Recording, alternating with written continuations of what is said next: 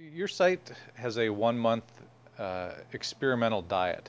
Can you talk a little bit about that and what can be accomplished roughly, or what you hope to accomplish Sure. through patients with that? Well, after I would say 20 years of being in practice, but that's not true because that experimental diet went up there at least 10 years ago. Mm. So I took everything I knew after going down many wrong paths at many times. When I was starting out 20, 25 years ago, I thought vegetarianism was healthy, and then maybe veganism would be healthy, maybe macrobiotic diet would be healthy. And then as you go forward and forward and forward and find out what really does work the best, which is neither of those, I wanted to be able to give people information so that those people, which is a fairly large number, but a fairly small percentage, who are willing and interested to make changes in their diet could be given the truth, and so that if they couldn't afford to go and see somebody, and maybe didn't even know what video or book to read, but if somebody just said, well, here's a 30-day super healthy diet, and they looked at it and didn't look like it was going to hurt them, let's try it and see what happens.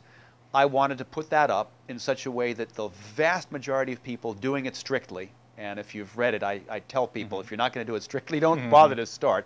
But the vast majority of people doing it strictly are already, in those 30 days, going to feel differences. They're going to feel more energy. They're going to feel less wobbly throughout the day. They're not going to get tired and then they eat and it comes back up again, get tired. It's going to be much more level.